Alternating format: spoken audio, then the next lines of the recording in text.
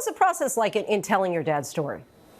I mean, first and foremost, authenticity is the biggest challenge in any story, and especially my father having such an incredible life that spans 5 decades of him being at the top of his career.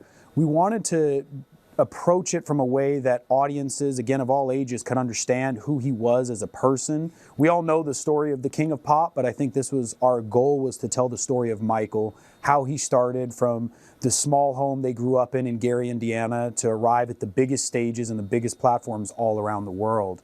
And the research that we started off when I met Graham King in 2019 and or beginning of 2020, sitting down and speaking with various family members or people who worked with him and knew him. And I had heard a lot of these stories growing up.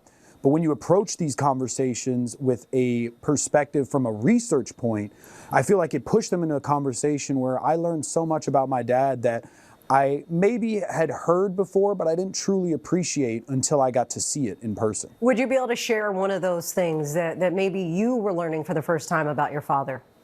Well, I had always heard from my dad and from the family how much work it took to get to where they are and where they were.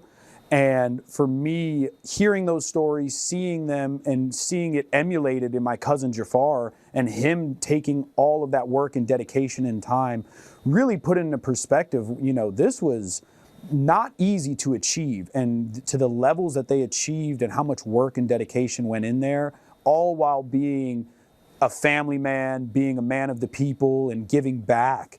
I don't know how he did it, and I don't know how Jafar's done it, but I'm just blown away. I'm inspired, and I'm very proud.